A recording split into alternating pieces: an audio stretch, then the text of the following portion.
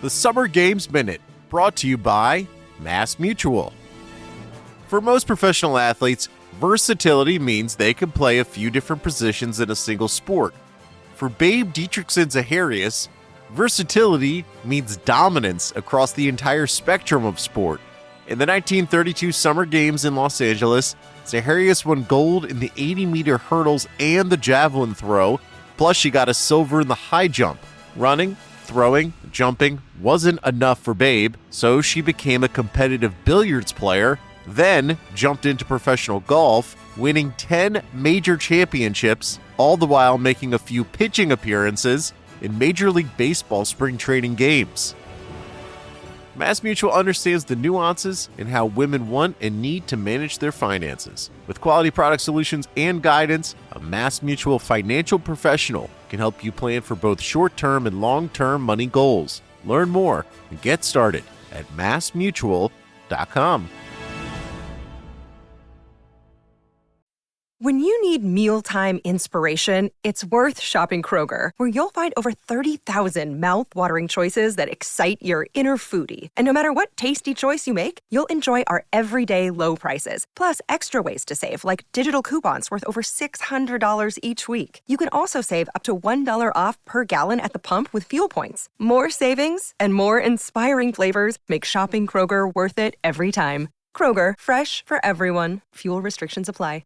Ryan Reynolds here from Mint Mobile.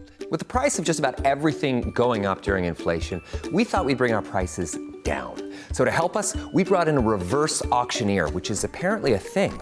Mint Mobile Unlimited Premium Wireless. How to get 30, 30, bit to get 30, bit to get 20, 20, 20, bit to get 20, 20, bit to get 15, 15, 15, 15, just $15 a month? Sold! Give it a try at mintmobile.com/switch. $45 up front for 3 months plus taxes and fees. Promo rate for new customers for limited time. Unlimited more than 40 gigabytes per month. Slows full terms at mintmobile.com. The Athletic.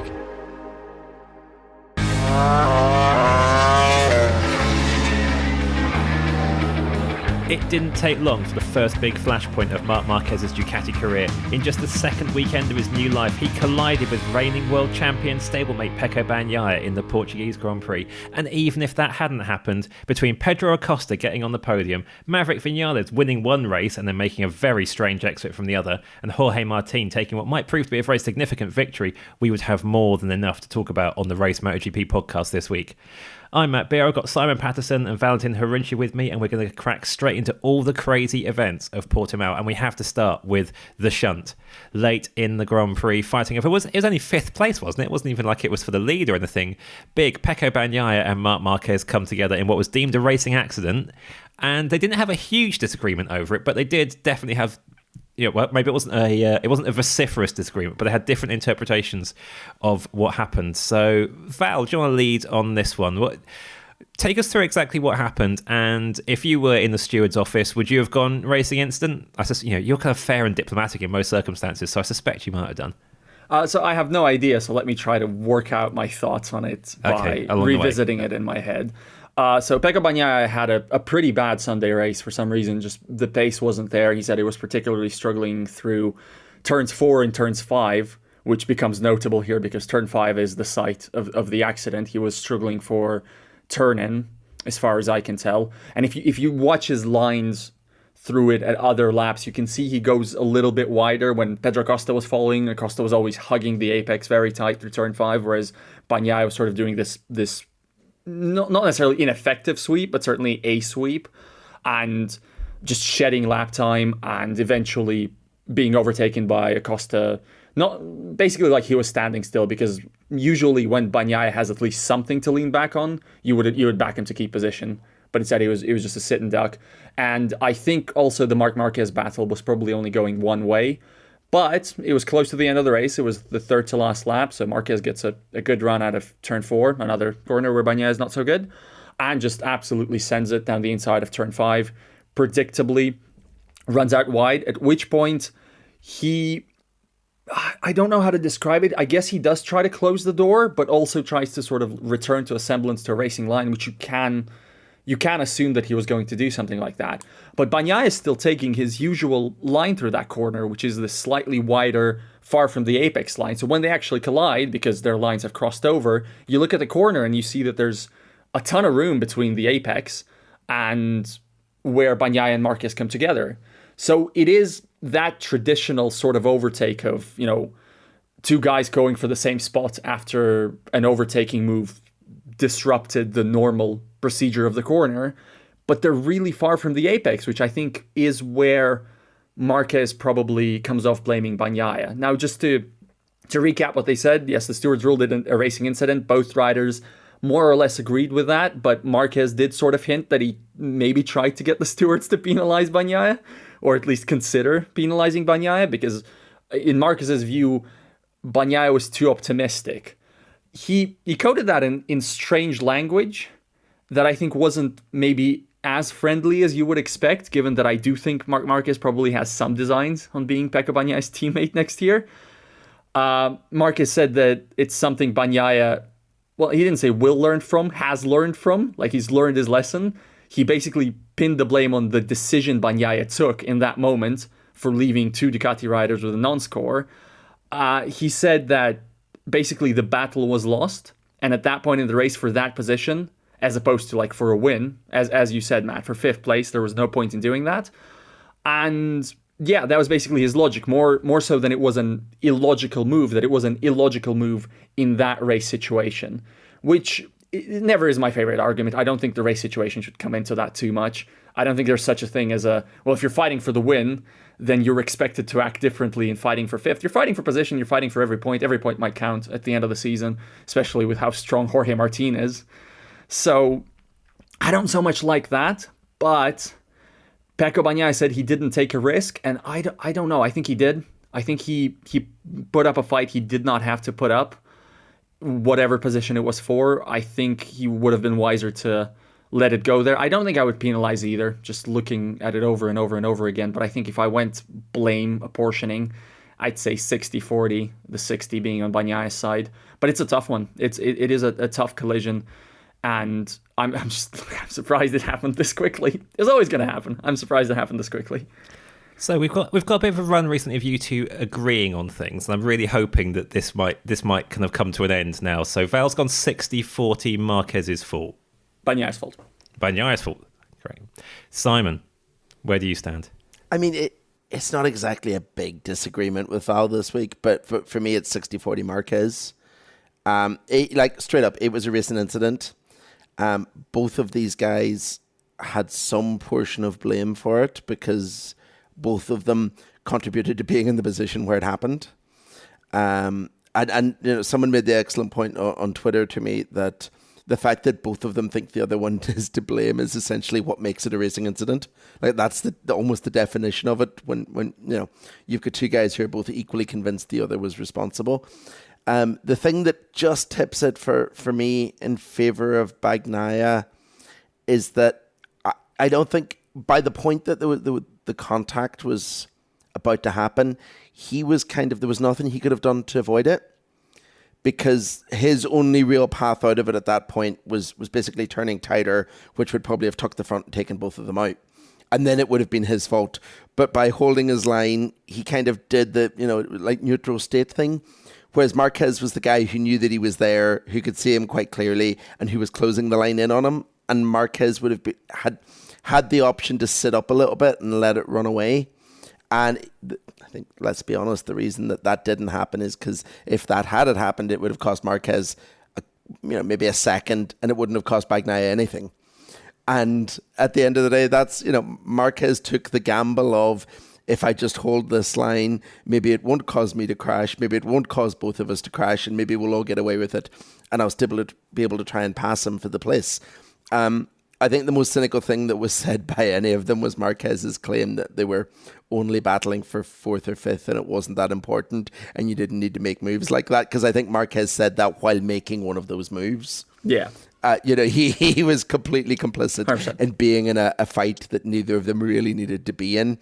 So whether or not that was the case, there's more than enough of that to share. But yeah, the stewards made the right call. We don't know exactly what was said in the stewarding room, but I'm sure both of them get a bit of a slap on the wrist and told to be a bit more careful in the future, which that's advice that they'll heed for about 20 minutes. and then immediately forget and do the exact same thing if they were put in the exact same circumstances tomorrow. And that's okay, because that's motorbike racing, and that's what you're supposed to do in those occasions. Racing is racing. Here's what fascinates me about this crash so much is because I think I wasn't alone in immediately thinking back to last year's Pecco Bagnaia Maverick Vinales Le Mans crash, which was sort of a similar situation of line crossing and who saw who was doing what intentionally. But that was at the start of the race where both of them badly needed to get a move on to win. Basically, that was a situation where either Bagnaia or Vinales, if they stayed on the bike, I think the winner was probably going to be one or the other. Whereas here, they weren't winning nothing. So for me, the context is instead, and the way Marc Marquez raced Bagnaia on the opening lap also supports this for me. These are two guys who think they're racing each other for the championship. For me, that's 100% in play right now. Pecco Bagnaia wouldn't have done that counter move as aggressively on Pedro Acosta. I think if that had been Acosta in that position, he would have let him go a little bit. He wouldn't have committed to the corner, which is where he could have prevented the accident. Let's be honest, he could have prevented it a little bit by committing to the corner less aggressively and letting him get away with it. I think if it had been positions reversed and he'd been on the one on the outside, he wouldn't have closed in on Marc Marquez the same way. In fact, I don't think he would have closed in on Marc Marquez the same way in any circumstance, because Bagnaia is not that kind of aggressive. I think he's a bit more calculating and a bit less instinctual. And if he'd been on the outside, he'd have taken the time loss from setting it up a little bit and then running at him again later in the lap. I think you're completely right, Val. Like, these two guys are two guys who maybe I don't agree with you in that they're immediately fighting for the championship because it's a long year, but they're two guys who are determined that they have to beat each other right now. That's the key point, I think. Yeah, Martin's the other guy in that equation at the minute. Yes. Those three guys have to beat each other at every occasion now. But I think it's different with Martin because there's okay, he's leading the championship right now, and in a typical the Race MotoGP podcast event, we'll discuss the race winner and championship leader about 48 minutes into this episode. Martin's a title threat, a massive title threat, but these two are the ones with the status. You know, Marquez is the 6-time champion coming into Ducati. Pecco is the 2-time champion who is Ducati darling, re-signed already. There's so much in terms of how the next few years of MotoGP look, riding on which of these two guys looks like the king this season.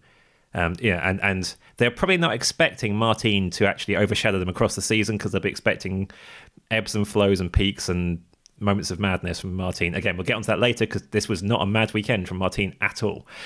But Marquez, like you say, Val, Marquez on Bagnaia on the opening lap was so aggressive. It was such it felt to me like a bunch of real statement lunges, really kind of, I'm just letting this guy know that I'm here, I'm on his bike now, and I'm going to be racing him like this all season. And he's basically just trying to intimidate him. And I felt there were enough moves Marquez made on people during the course of the two races where he would do something similar to what happened in the Bagnaia clash, but carry the speed on the outside and just come back and fight another day a couple of laps later. I think he had correct me if I'm wrong because you guys memorize more details than me from these races, but it felt like he was banking the move for later more often, or carrying speed on the outside and attacking it at the next corner, whereas with that one it's like, I'm coming back onto the apex, you need to get out of my way, this is my corner now. I still think racing incident. And I think that even more strongly because as you guys were giving your takes, my view on whose fault it was changing almost with every sentence. But I think the force with which Marquez wanted to establish himself on Bagnaia this weekend was really, really obvious. And frankly, I love it as a storyline, so no complaints there. I'm a little surprised they clashed this early, but you could see something like this was brewing, I felt. It's adding another alpha dog into the pack, isn't it? Yeah. That's essentially what's happened here. Ducati have added another alpha into the pack, and they're going to fight to assert dominance. Which they knew would happen, and which will be a consideration. Of course they did. And which Gigi Giglia is not losing any sleep over. Yeah. It is the decision they have to make of whether for 2025, because there are two riders who that will be a problem with, and another rider right now who that, as good a weekend as he had, that's not so much of a problem with, but we'll get to him too. The one thing I do want to argue with a little bit, I think, is I don't think it's just intimidation tactics, especially on lap 1, because I think Marc Marquez, like we do, also watches these races and probably knew that, look, I have to stop Bagnaia now on the first lap and make his life as hard as possible to minimize the amount of points he's going to score. Because if he's running fourth behind the top three, like right behind them on the opening lap, there's a very good chance that on lap 3 he's leading by a second and then the race is over. Maybe that wouldn't have happened today, but you can't know that on lap 1, so you have to rough him up. You have to make his life as difficult as possible. It's also worth noting that there is an aggression on lap 1 of MotoGP races that just comes naturally as well. I think there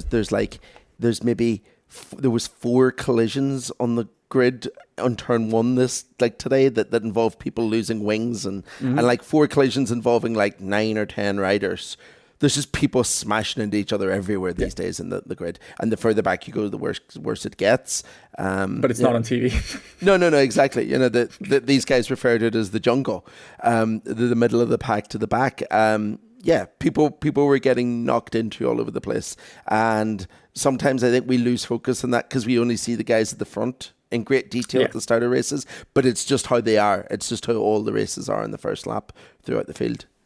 The other interesting thing with this was that Marquez had to be that aggressive on the first laps because he's coming from further back on the grid than he should have been, because he shunted in qualifying for quite an interesting reason that just kind of shows how much he still has to figure out the Ducati. Was it something ride height device related? Yes, it was. It was the ride height device being activated too early coming through the turn 15 downhill. While he was still on the throttle but wasn't supposed to be on the throttle at that point, and it washed him away immediately. And it's just like as the way he described it, his mechanics were asking him, "Why did you push it?" And he was like, "Well, I pushed it." Just a very endearing, I pushed it. Yeah. Still learning. And I think he's had 3 crashes this weekend. The Sunday morning warm-up one was his foot slipped off the foot peg or something of that regard. So it's really like it is not push errors so much as it's just untidy mental lapse. I still don't know this bike very well errors. It does concern me a little bit because that's like 3 crashes in a weekend. Still, that's a problem. That's Honda numbers. With all due respect, it's not Marquez Honda numbers, or is it? That was like 7 or 8. Well, I guess I don't know. Marquez led Honda, but you can sort of see how that gets ironed out. But at the same time, you can also see how much he's just immediately clicked himself out of the testing mode, right? Because in testing, again, I think the same thing is happening again. In testing, you look at him and you look at the other GP23s, specifically the GP23s, and the levels sort of there or thereabouts. It's the same. I don't think there was a huge meaningful difference between them, apart from Marco Bezzecchi, who has been struggling. And we've gone into the race weekends now, and he finds that extra gear of just how hard he risks and how much he pushes. And I do sometimes have a little bit of question about his risk-reward approach, maybe especially this season, because I think he is racing for something in terms of the points. But it is still amazing. Like, he made all the other GP23s look bad this weekend, even if it ended in a crash. He's already asserting himself over those guys, and those are good guys. So in that sense, the Portimao weekend for him was a rousing success, and I think he's going to dog walk Kota absolutely 100%. But let's see. Yes. Oh, he's going to clean up there. Like the body language, the confidence all weekend has been. There's been a bit of swagger. He's been someone that looks really, really pleased with what they're doing, and like the crashes. Crashing is Marc Marquez's MO and has been even in a content stage at Honda when he was winning everything that happened in front of him. It's his way of finding the limit. And some of the crashes, the first crash of the weekend was 100% him finding the limit, to the extent that when I asked him about it on Friday in the press conference or in the debrief, he was like joking and laughing about it. It was like, oh yeah, that's me doing my thing. Hello, I'm Marc Marquez. The other two are just, I think, a very, very instinctual rider relying on muscle memory that he doesn't have yet. Yeah. I think that's all it is. It's just getting those fine details. It sounds silly, but it's little things like, I'm going to use a comparison that might be lost on some people, but Val's going to get it. It's like switching from Xbox to PlayStation. Yeah, Val's going to get it. There's still game controllers. You're still using a controller, but the buttons are in a slightly different place and they have a slightly different function, and sometimes you push the wrong one. And essentially, when you look at the dashboard of a modern MotoGP bike, they've got as many buttons as a games console controller. And there's an element of just not quite being in the right place with his fingers and not quite, going to reach for something and it not being there and then having to redo it. And it's just that muscle memory process that's going to take a little bit of time, but it's clearly coming. Oh, and also, like, he had so long at Honda as well, and every new button introduced on the Honda would probably be run past him first to work out where he wanted it. So, yeah, all that instinctive stuff makes complete sense. Yeah, tough luck. Now you get where Pecco wanted it. Yeah. It's a really good comparison, Simon, because like Xbox and PlayStation controllers have sort of moved towards each other over the years, so too do MotoGP bikes basically become the same bike. Yeah. So, yeah. That's fair. So... I thought this would happen at some point this season. I thought Marquez on a competitive bike, it's only so long before he has a clash with someone of significance. That's not to be negative about Marquez, but he is a guy who has clashes with people. It's just how his career goes. It's just how he is. It's part of his thing. I didn't think it'd be round 2 that he was crashing with Pecco Bagnaia. That's like maybe at least 2 events earlier than I expected. Simon? The only reason I didn't think it would be round 2 is because I thought it would take a little bit more time to get to the point where he was running with Pecco Bagnaia. Yeah. Like that is, realistically, that's the only reason I thought it would take longer. I kind of expected that these first few races, he'd be like battling for 6th and Bagnaia would be battling for the win. And then we'd go to Coda and he'd win it. And then he'd sort of be at the front for the rest of the season. And I think that, Pecco had a bit of a tough weekend. Marc had a good weekend. And those 2 streams crossed and suddenly they were battling for each other. And oh, look, Pecco's the first guy that has come a cropper on a Ducati with a Ducati rode by Marc Marquez. And it won't be the last time this season because, he attracts trouble. Let's just put it that way. So what now? It felt, with the way they reacted to the crash at Portimao, it didn't feel like this is now war between them or anything else. Marquez's phrasing was quite carefully mischievous, I'd say. I think he'll learn from this, whatever the phrasing was around that. It's like, oh, wow, that's mildly patronising, to say the least. Quite fun. But, I don't feel like Ducati has a problem here yet. But if it happens again quite soon, then this starts becoming a headache, surely. And the points loss is going to become particularly problematic. Bagnaia's on the back foot a little bit, I think, right now, because we're going to Coda next.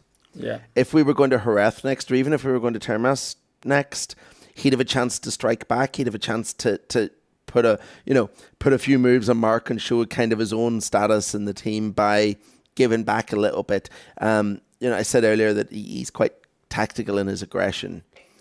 He thinks about what he's doing. He's capable of riding aggressive. He's capable of giving it out. He's given it out to Jorge Martin on plenty of occasions when it needed to be done. But unfortunately, I don't think anyone's going to see Marc in Coda once the lights go out. So he's not going to really have much of an opportunity to do that next week. But he kind of needs to come out in Jerez, in Le Mans, and just be there and show, kind of make a statement that it hasn't really rattled him. That it's kind of, oh, well, it happened. He was very quick to make the point after the race that he left round 2 last year with no points as well. And that this isn't this is nothing on the championship because he still won the title last year. So he's been playing that up. Marc has been just as usual. Well, not as usual mischievous self, actually, because he's kind of getting back into the swing of it, having not really had the ability to do it too much recently because the form wasn't there all that much. But, he had kind of a broad sweeping media debrief where he was a smiling man of the people, firing off shots at Pecco, firing off shots at Pedro Acosta, just being Marc Marquez, really. He looks very comfortable at the minute. I should say, I don't agree with Pecco Bagnaia's interpretation. Although I don't think he meant it that strongly, but I don't agree with if he's nonchalant about the points he lost, then I do not agree with that because Jorge Martin at the start of last year was not the Jorge Martin that he is at the start of this year. There's already a points buffer there. I think Bagnaia is going to be good at Kota. I think honestly it is not impossible for me to imagine a situation where he does actually beat Marc Marquez there, but we'll have to see. But they both have to worry about Martin now. He's the third part of this equation. They can't just worry about one another 100% because Jorge Martin has had a really good weekend at a track that wrecked him in 2021 and that he's now just was very, very convincing at this whole weekend and meaningfully more convincing in the race that pays more points. And the other thing as well that Pecco can't forget here is he blew the sprint. He did blow the sprint, yeah. That should have been a bit of a statement win in a sprint race, and that was his own mistake, and then lack of pace afterwards. Yeah. He didn't really have anything after he'd lost the lead. So it's not been a great weekend for him pace-wise, let alone collision-wise. He's coming away 23 points behind the championship. No, it's not huge with 5,000 races to go yet, but this was a really wobbly one. And actually, when he made that sprint mistake, I kind of thought, oh, this is why actually it's quite nice that Bagnaia is the guy dominating MotoGP in this era, because he always has this capacity for something like that to happen. That's quite useful for keeping title battles alive. Now, every top MotoGP rider, I can remember Marquez crashing out of race leads. I can remember Valentin, Rossi, Jorge, Lorenzo. Maybe not Lorenzo so much, but most of them, MotoGP is so raw and difficult. It's not amazing riders crash out of leads and make mistakes, but Bagnaia does have that slight susceptibility where when he's leading by miles, a bit of you still thinking, is he actually going to shunt this at some point while under no pressure? He can't be complacent. He's capable of letting this slip, even though he's so calculating. He does throw things away. He can't be complacent because Jorge Martin arguably should have beat him last year, and he's forgotten that, he will remember that today. He will look at the points table. He'd be like, "All right, last year was kind of trouble, and this guy's good again." He has to think about it. We love talking stats here at The Athletic. Here's one that's super simple to remember. Discover automatically doubles the cash back you've earned on your credit card at the end of your first year with Cash Back Match. That means with Discover, you could turn $150 cash back to $300. That's right. You could put it towards some memorabilia you've had your eye on, or treat yourself to a premium sports network. You earn and Discover doubles. See terms at discover.com/credit card. Ryan Reynolds here from Mint Mobile. With the price of just about everything going up during inflation, we thought we'd bring our prices down. So to help us, we brought in a reverse auctioneer, which is apparently a thing. Mint Mobile Unlimited Premium Wireless. How to get 30, 30, bit to get 30, bit to get 20, 20, 20, bit to get 20, 20, bit to get 15, 15, 15, 15, just $15 a month? Sold! Give it a try at mintmobile.com/switch. $45 up front for 3 months plus taxes and fees. Promo rate for new customers for limited time. Unlimited more than 40 gigabytes per month. Slows full terms at mintmobile.com.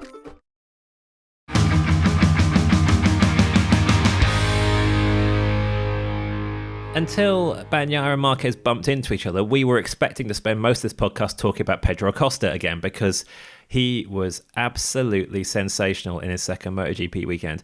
So as he surged through the field, making other people on KTMs look like not the future, we were all thinking, like, is this going to be the same as Qatar? Are the tyres going to be wrecked and he'll slip backwards? And how far will he slip? And then no, he doesn't slip backwards. He's there on the podium. Okay, he's helped by a few crazy events, which we'll get to later, but the second weekend in MotoGP on a Tech 3 gas, not even proper KTM, he's on the podium. Who wants to go first on this one? Val? I do think it's a proper KTM. I do think it's... Well, I mean, he was okay, even... in the context of what Tech 3 gas bikes have done in recent years. Yeah, but... I know he is like to have a prettier version than, say, Remy Gardner. I don't think that was a Tech 3 thing. Let me put it that way. I do not think that was a Tech 3 thing. But in any case, I mean, they did have him try the rear aero pretty early this weekend, so clearly they are incorporating him already because they've seen what we've all seen. And what we've all seen is that he's massively ahead of schedule and scary good. And that weekend will visit Brad Binder and Jack Miller in their nightmares, who both post-race sometimes riders don't like to praise their teammates very much when they've been beaten, but sometimes you're beaten so noticeably that you just have to go, fair enough, and grit your teeth and go, yeah, this is happening. And I think both of them sort of took that sort of attitude towards it. He kicked their butts. He did not great things to them. And it didn't really look like that from the start of the weekend. Remember, they made it to Q2 straight. He didn't. He was okay in the sprints, but none of them were particularly inspiring in the sprint. And then in the Grand Prix, Acosta just found an extra gear from one day to another, which is not too surprising for a rookie, but it says a lot about where the ceiling is, where the margin is. Obviously, in Binder's case, I don't think he likes Portimao very much on a MotoGP bike. And I think the baseline, like he won't expect this to be particularly representative. But then again, Acosta has a lot more room to grow. And it did help that the tires weren't being chewed up clearly. I think that also partly explains the comfort of Martin's win. And that also partly explains why in Moto2 we saw Fermin Aldeguer push every lap and not eat up the new Pirellis like he had done in Qatar. So I think this doesn't yet mean that, this is going to be every race. But the timeline for me has changed now. There is no scenario now in my head in which KTM does not go into 2025 thinking Pedro Acosta should be winning us the title. Which it's maybe it's an overreaction in the emotion of the moment, but it's not even like, I know people are excited about how much he dances on the bike and stuff like that, and the overtakes he pulls and all the shows and like how he's all over the place and all the lines he's taking. I'm boring. I don't care about any of that. I look at the red sectors on the live timing and I go, woo! And I did that a lot this weekend.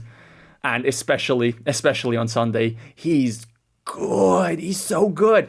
And just one final thing. I know this is way too long a rant. I apologize for this. I now have the suspicion, and I think he also has the suspicion, that the Moto2 version of Pedro Acosta is the worst version of Pedro Acosta. That's the category he did not click with. He won the World Championship in that category. And I think it is pretty obvious that Moto3 and MotoGP suit him better. So good luck with that, everybody else.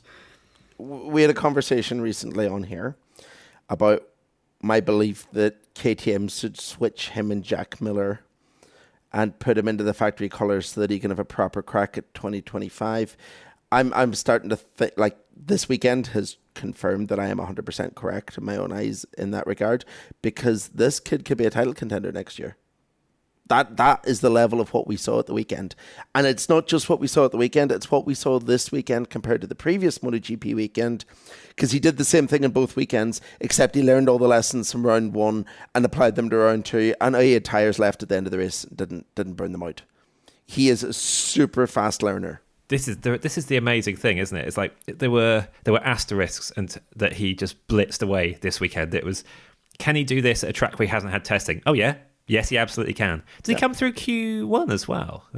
Yeah. So he's got to the podium from having had not being absolutely on it through a slightly strange Friday. So not a problem. He's still on the podium at the end of the weekend. And then, obviously the tyre question mark. And that's a question mark until probably the last 5 laps of this race. And that's like, oh no, he's actually fine. He's attacked Marquez and Bagnaia. He's embarrassed Binder and Miller. And it's not a tyre wrecking mirage. It's absolute real pace. If anything, he did a better job of conserving his tyres into the last few laps than Bagnaia and Marc Marquez, than the world champion and the 6-time champion.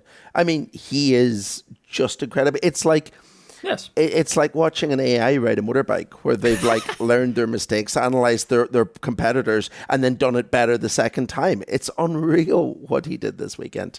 I know AI is in its relatively early stages compared to in 50 years' time when it rules us all or whatever, but I don't think AI is programming in those slides, those kind of crazy twitches when you're just throwing it down the inside of someone and run a mile wide and somehow ends up still coming out the corner in front.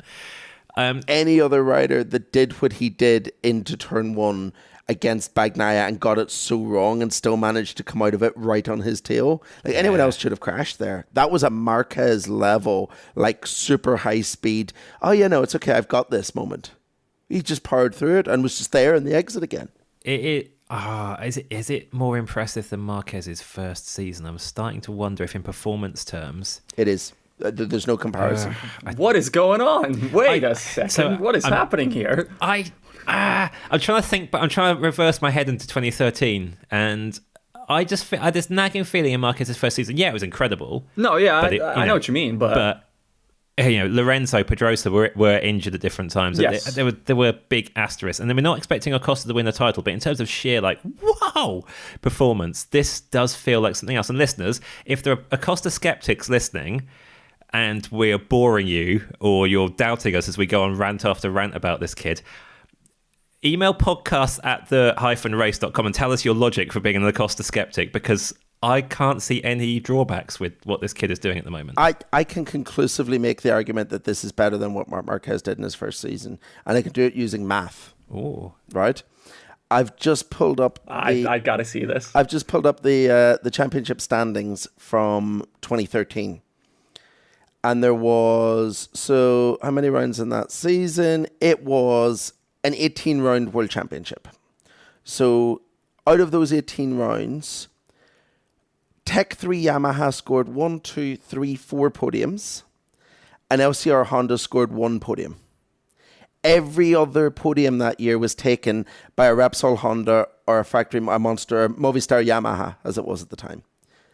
That's unheard of. Like, that just doesn't happen anymore. There was 4 bikes in that grid that could win a race. Right now, there's 8 Ducatis that could win a race, and then there's some other bikes that aren't as good at them as them, and Pedro Acosta's beaten most of them on one of the bikes that isn't as good. That, for me, is what makes this better than Marc Marquez's. It's the fact that he's at a huge machinery disadvantage to what Marc had. Marc graduated to MotoGP in the best bike in the world. And as good as the KTM is, Pedro Acosta did not do that. He graduated on arguably the 3rd, maybe the 4th best bike in this championship. But it's Val's face as you said that. Val's just like, it's like Val just broke his neck. I'm counting 4 GP24s and then 4 GP23s. Okay. As different and then bikes. Yeah. maybe a KTM, maybe an Aprilia. It's a bit neck and neck between them. But he's and he's not in a factory bike. I don't care if Val says it's basically a factory bike, because satellite bikes don't win world championships. I've heard this, Simon. The satellite bikes not win championships. Who's leading the championship right now? If he's on a satellite KTM and you presume that the KTM is the second best manufacturer in the grid, he's in the 11th best bike in the championship. And Marc Marquez was in the first best. So there it is. Via maths, he is undoubtedly far better than Marc Marquez was in his opening season. Far better. Well, okay. I'm going to get that. And Marc Marquez took 2 seasons to win a title in the junior class, not 1. Oh, that was a little bit. That's a little bit affected by injury, isn't it? No, that was Moto 2. Yeah.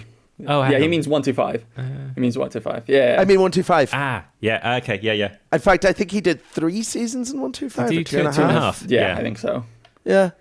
But this is both more and less Larry than I expected. I don't really know how to process it, but I would say I think there's a bit of Marquez text going on where you just look at him win at Kota right away and go, well, he just does that. Doesn't matter. I don't think you can apply that to a rookie Marquez. I don't think that's entirely fair. I do see the point you're making about it being different MotoGP eras and having a safety cushion of, like, you can have a weekend where you're just a bit crap, relatively speaking, and still finish 4th very comfortably.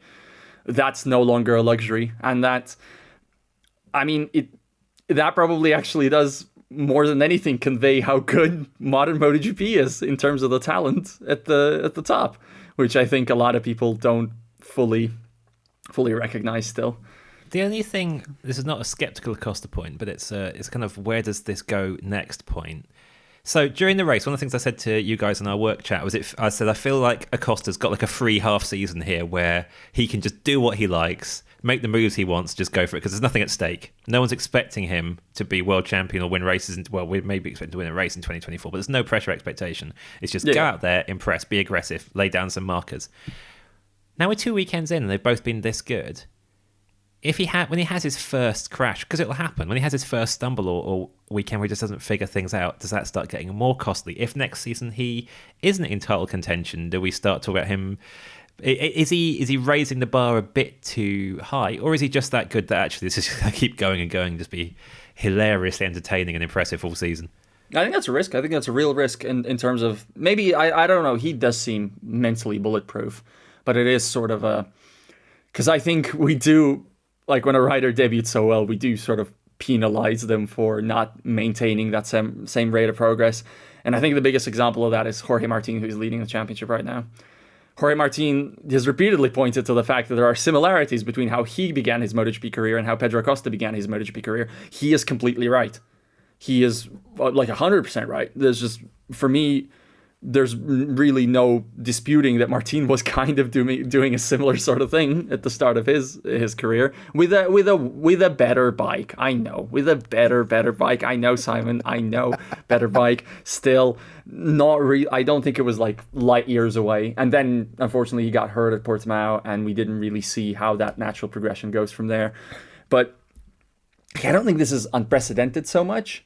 But I do think like it's making this crazy impression that at a certain point there will be a plateau and we have to see what happens after that plateau. But also, look, Simon says that KTM might want him to fight for the title in 2024. I don't see how you don't expect that immediately right away. Like 25. 25, yeah. Yeah, sorry, did I say 24? Yeah.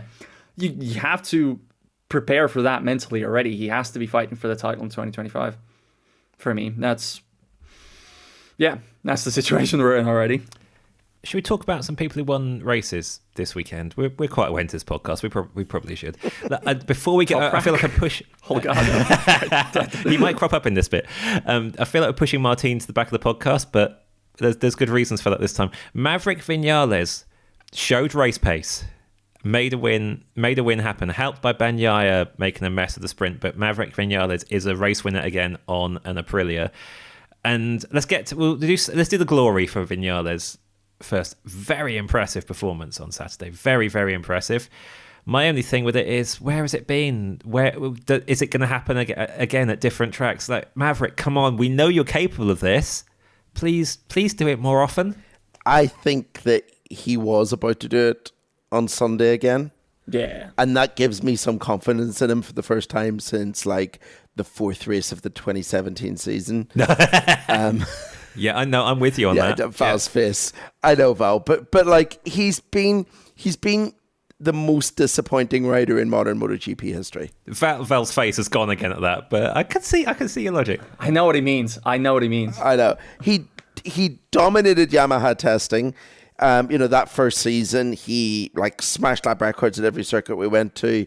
He won 3 of his first 5 races in the Yamaha, and then just the rest of his career has been meh, intermingled with the odd moments of "what the hell are you doing, man?" whenever he decides to blow up a bike mid-race, or I mean, great storyline, thank you, but glorious. But it's it's permanently up and down. Yes, yeah, and it's so hard to get excited about the ups because the ups have never been that high.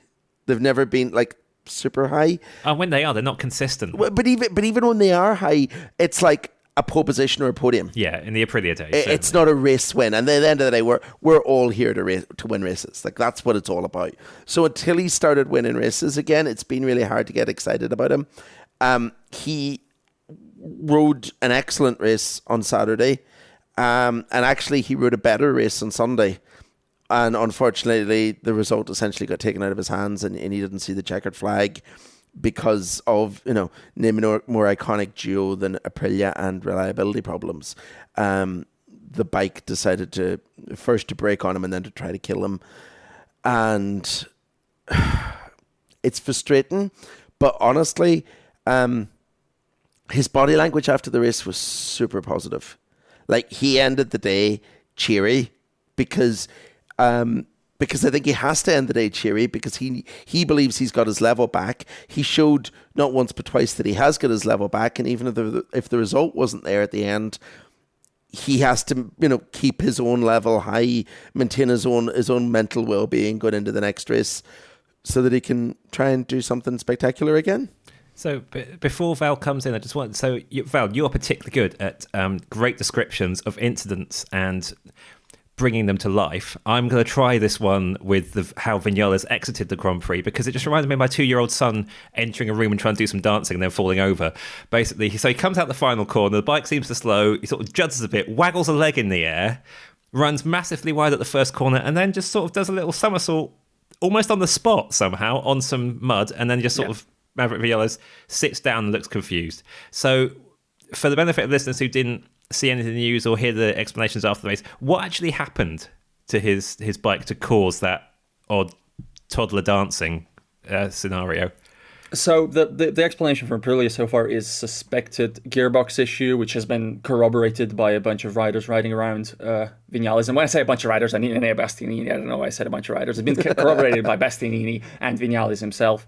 And Aleix Espargaro reckoned it might be like the same root cause as what popped his chain off last year at Jerez, I believe. Yeah. So that honestly, that makes it even more galling because like Vinales was just let down. They let him down this weekend after everything he went through. And I want to let's talk about about the issue some more, because it didn't just rob him of a finish. I think it robbed him of a win. I think the argument put forward by him for why it robbed him of a win is persuasive. It didn't come out of nowhere. The whole race, he says he was struggling from with the upshift from the fifth gear to sixth gear, and it was obviously on the main straight is where you felt it. And if you watch the live timing of the race, you could see him absolutely monstering Jorge Martin through the final sectors, through those downhill right-handers, super quick. And then all the momentum is gone through the first sector. And every time you're like, just what happened? Where'd the time go? Is it just the Ducati grunt? Despite the exit out of the final corner, which is normally, because it's quick enough to where it normally doesn't make the difference on acceleration. But when he explained it, it was like, oh, that makes total sense. It makes total sense why you could not get close to Jorge Martin. He would have been close. Whether he would have overtaken him or not, I think is a different case. But he had a ton of pace all weekend, despite having a stomach bug throughout. He described as gastroenteritis, which made me finally learn on Google what gastroenteritis actually means and how it's different to gastritis. I don't know. I'm still not sure I know. Tell us after the podcast, because that probably doesn't make great listening. No, I'll just do it now. No, okay. The problem is I don't believe anything's changed. I don't buy it. But also I'm in a position where like I struggle to care, and I feel really sad because he got let down in his perfect weekend. He did such a good job. He demolished all the other Aprilias. He was on cloud nine despite his health issues. I'm sort of in a position where I don't know, to borrow a line from a movie title, how I learned to stop worrying and love the peaks. This is one of those Maverick Vinales peaks where he shows the level of talent, and the level of talent is mesmerizing, and it's incredible. I don't buy for a second this level is going to be sustained, even maybe at Kota because he liked Kota, but not meaningfully across a range of circuits. I kind of don't care. He should have won. I feel really sad that he didn't win. Maybe it was a sort of a I don't know, compensation for the sprint win that he shouldn't have had that Bagnaia gave him. Just counted as a Grand Prix win anyway, that sprint win. I don't know. Well, this is it. Is Vinales now officially the first person to win on three manufacturers in this era? Has he won? Has he won in MotoGP on an Aprilia? Simon is passionately nodding. Yes, he has. Val is passionately putting his thumb up.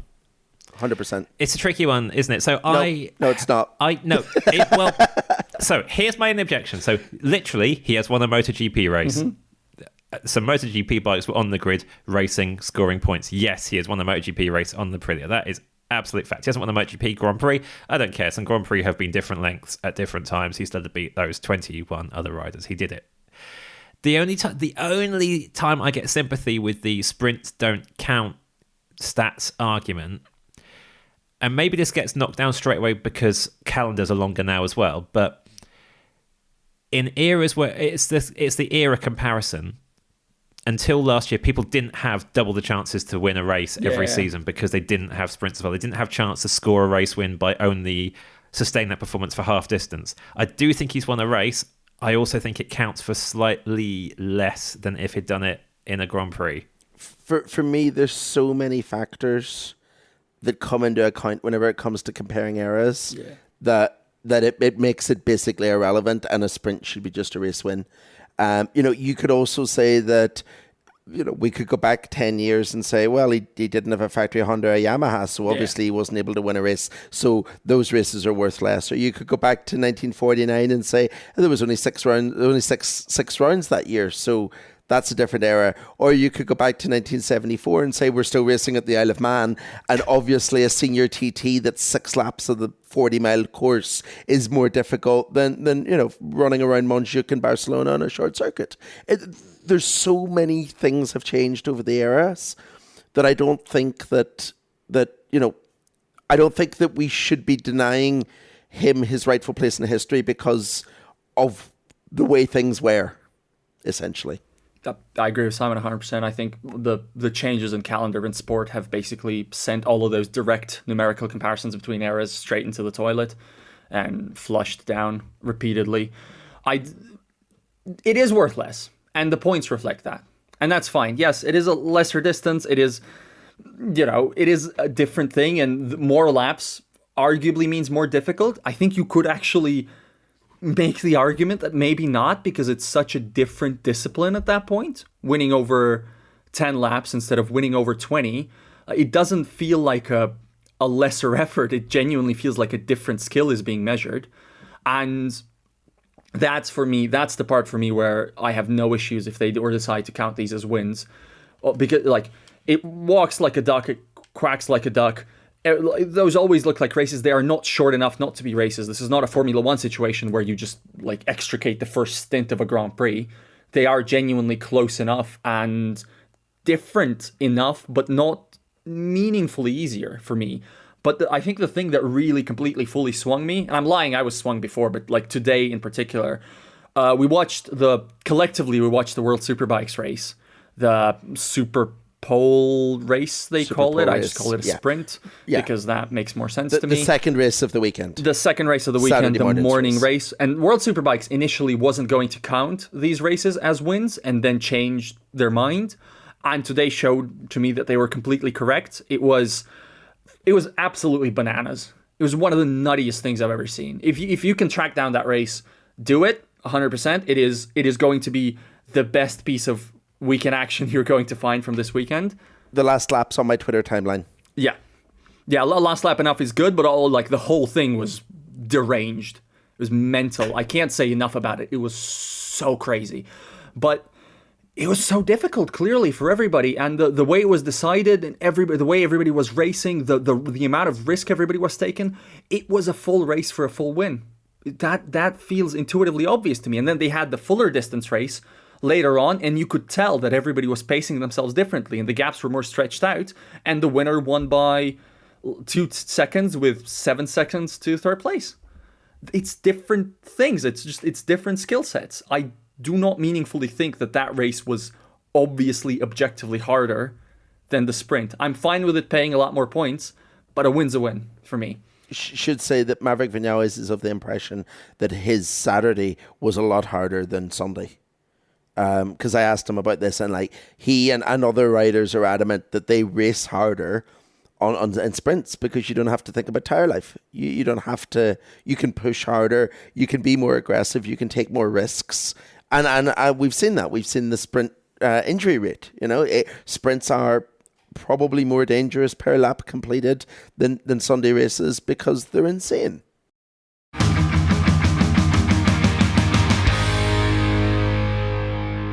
Okay, I'm going to relent. We're, 50 odd minutes into the podcast. Let's talk about championship leader and Grand Prix winner Jorge Martin, who... I like that you said 48 and we're 51 in. That's well done, I thought he was being hyperbolic, but actually we got it. Well which is crazy. Done. Yeah. No, well done. We had a habit last year around the autumn of getting to the winner 47 minutes into a podcast. That became our kind of regular average, I think, at one point. So that was during rider market time when we were just spending 47 minutes banging on about Marquez potentially joining Ducati before getting to the actual race. But yeah, Jorge Martin is championship leader by 18 points after 4 races over Brad Binder. And this was not a Jorge Martin style weekend. When Jorge Martin was breaking away briefly at the start of the Grand Prix, I think, Simon, was it you who said in our work chat that he's like putting pace over his like sensible chances of winning, like he's burning his tyres up? If he was, he then made up for it very well. He controlled the thing. Please don't clip this.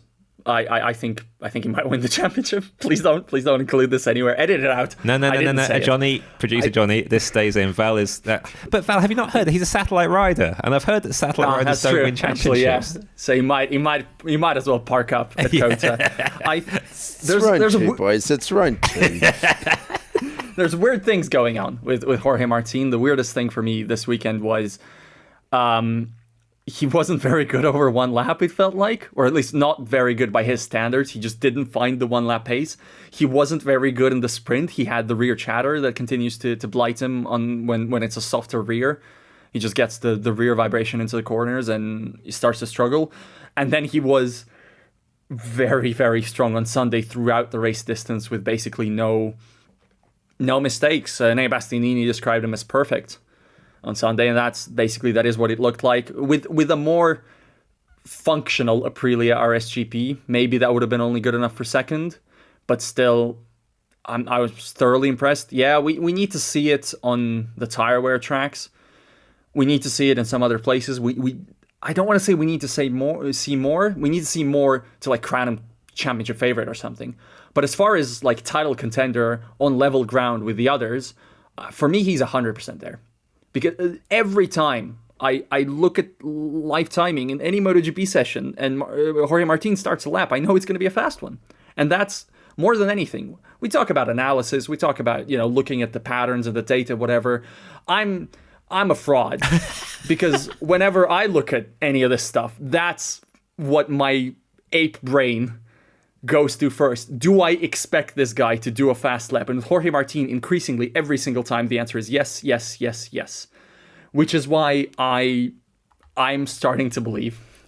I mean, Val, you've kind of lambasted yourself there for being someone who talks and writes about motorsport, who looks to see if people go fast on bikes as kind of a measure of success. I think that is absolutely fine as a measure of success in your role.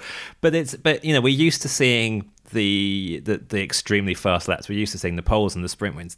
There was a measured control to this. It was like Bagnaia's Qatar Grand Prix victory. It was like, right, get the job done on the first lap and then control the pace from there. Go fast when I need to. Don't go fast when I don't need to. And he kept something in his pocket. Okay, you're right. Vinales was having problems to deal with, but even once the start had been nailed, winning the race would still require Maverick Vinales on an Aprilia to overtake Jorge Martin on a Ducati, and I don't see that happening. And Martin had this sorted. The bit for me that was kind of the most telling about his weekend was in the press conference afterwards. I started to ask a question to Martin about you looked like you were controlling the race. You looked like, as it turned out, you were saving your tires really well. Everything was in control. You looked super mature. And before I had a chance to finish the question, he was shouting like, yeah, I was mature. Like he knew what was coming. It kind of answered the question before I'd finished saying it, because I think he saw that in himself as well. That this was, we kind of agreed in the answer that it was the most mature race win of his career because it was sensible and not stupid. And I think if Maverick Vinales had caught him and had looked to be ready to do more than Martin was to win, Martin would have let him win and taken second. And that would have been his biggest statement. And he kind of implied that. He kind of said that he wasn't willing to crash to win the race because he was thinking about Indonesia last year, and that's why he didn't try to win the race by 3 seconds, and why he was happy to settle to try and win it for less than a second because he was managing the gap. It was a different Jorge Martin. It was the guy that, if this guy had turned up after the summer break last year, he probably would have proven me wrong and won the championship because he wouldn't have given away some of the big points that he did. I mean, if he proves me wrong this year, he proves me wrong, but he definitely looks like a different character. There's that still trademark, and I want to say arrogance in a good way, to the way Jorge Martin speaks in public. Like arrogance can be annoying, but in this particular case, there's something very endearing about whenever he's asked about his Ducati future, whatever, anything like that, the undertone of his answers is always, what do I have to prove? I am so obviously the fastest guy here. I always hear it in basically every answer about his future. When he's asked, what's the deadline on the Ducati 2025 decision of who they slot in to next to Bagnaia, the answer is, I have time and I will prove it to them, and I already have. And he's kind of right. There is a lot of recognition, I think, among his MotoGP peers that in terms of the burst of pace that he's able to uncork right now, this guy cannot be matched. The question is whether there will be tracks where that alone does not bring you points. The question obviously is whether he's going to crash and give up points away for stupid reasons. But I think that is a question also for Pecco Bagnaia, as we've seen today. But it is that sort of Sunday strategery again versus just lightning. But this weekend, lightning was indeed controlled. I am always wary of taking a lot on board from that because it's also a very particular track, Portimao, like the tires weren't wearing. Rookie Pedro Acosta, again, had his fastest lap on, 22 out of 25. So clearly Martin's major weaknesses weren't fully tested, and he still has the rear chatter thing that's going on. But what he sees, I see. This whole, don't you all see I'm the fastest? I do kind of see it, man. That's the part that's really capturing my imagination right now. It's going to change entirely in a week. Why does anybody listen to me? Oh. That's one other guy I want to get into this podcast is Enea Bastianini, who is top works Ducati in the championship, third in the points, 21 points behind Martin, pole sitter this weekend, very close second to Martin in the Grand Prix after what turned out to be quite a ropey sprint. There's enough evidence that Bastianini's back now. I think this is working now. We're starting to see what Bastianini on a factory Ducati is going to do, and it's pretty good. There's wobbly moments, but he's am I going to say it? Is he our fourth title contender? Can we go that far yet? I don't know. No, I don't know, because it looks a bit fragile, because I'm not actually sure we've seen like a race yet, or even really definitely a session where you look at Enea Bastianini, you're like, you've got the best pace. You're the quickest guy here, which I think you need to have those days and those moments to be really in the championship mix. And I know I say that on the weekend where he took his second pole in MotoGP. Yeah, Enea Bastianini is getting poles now, so in theory everybody should be scared. Yeah. But I think the race pace was just a bit not quite there this weekend. I don't really fully understand what's going on. But in terms of the points haul, he'll be happy with how the weekend went. In terms of picking up a pole position, I mean, Enea Bastianini on pole, that's gotta count for a lot. That's gotta be quite important. And in terms of Ducati 2025, if I was Ducati, I have no idea what I'd be doing at this point. This is awful. Like, how do you decide anything? Like, they're all at the front all the time. What are you supposed to do with that? Which one of them do you let go and then cry about it when they make an impact somewhere else? Awful. What an awful situation. Poor Ducati, as we always say in these episodes. They have to just pump a load of money into making Pramac look like the greatest place on earth for whichever person doesn't get the factory right. be it Martin or Bastianini. They need to like they should be like publishing their salary they should be sending it out in a press release, like, this is how many millions you will earn for being a satellite Pramac rider, because you're more important than all the other MotoGP riders. That's the level of PR offensive they should be running here to try and convince these guys to stay, because they can't run an extra factory bike. They can't do a 2009 Repsol Honda. There is an element of ego in play with all of these guys. And my only kind of thought on that is that maybe Bastianini is the guy who could be enticed to stepping down to Pramac more easily on a really, really, really, like they need to make them not the satellite team they are now, but like a super satellite team, even to the next level.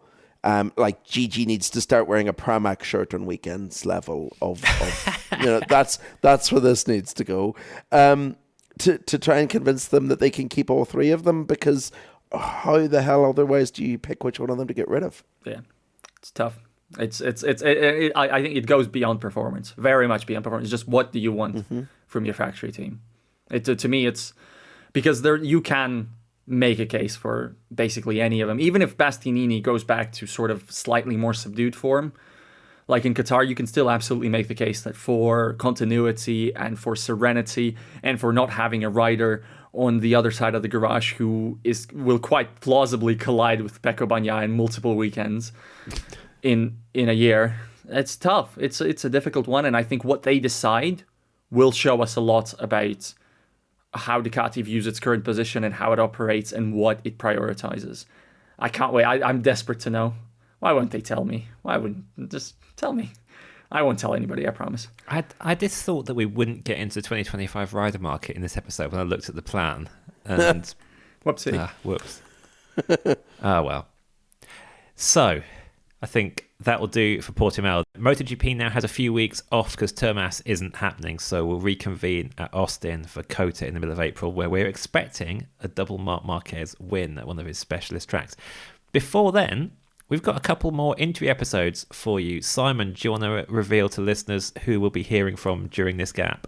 I had a very productive weekend at Portimao and got to spend 30 minutes with Davide Brivio, the new Trackhouse team boss, but obviously a massive MotoGP veteran, the guy who took Suzuki to a championship with Joan Mir, the guy who stole Valentino Rossi from Honda to Yamaha, the guy who has been brought into Trackhouse to turn them into, well, basically that super satellite team that we talked about what Pramac needs to be, as well as a brief stint in F1. We talked about all sorts of things. I think Val's listened to the interview with him and quite liked it, didn't bore him, so that's quite good.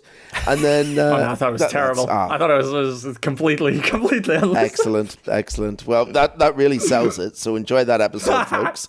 And then it was good. A disclaimer, public service announcement, I am joking. Do not take anything I say seriously. Again, do not listen to me. This is. And then we've been planning for a while to try and catch up with MotoGP sporting director Carlos Espeleta, and I bumped into him at Thursday and said, hey, whenever you've got a free or a quiet weekend with a free half hour at some point, let's do it. And he was like, come to my office on Saturday morning, we'll do it then. We did a 30-minute podcast talking about the future of MotoGP from basically every direction imaginable, and then spent another hour sitting in his office watching qualifying, which was just as informative, but unfortunately off the record. So I learned lots, and it'll help me and educate myself and yourselves going forward. But the interview is really good. He was super honest, open, didn't skirt away from any of my questions, even the kind of slightly complicated ones. And it'll be another good listen. Unlike Val, I haven't listened to either recording yet, so I can only go into this with optimism and excitement, but no, that sounds absolutely mega. So, listeners, keep an ear out for those episodes between now and Austin. If you haven't already, please follow our new MotoGP-led social media channels at The Race Moto on X/Twitter and Instagram. Thank you for your company. We hope you enjoyed that race as much as we did. We hope you share our faith in Pedro Acosta, because this episode might have dragged a little bit for you if you just thought we were being three lunatics getting excited about an overrated teenager. We will be back in your ears with Davide Brivio next week.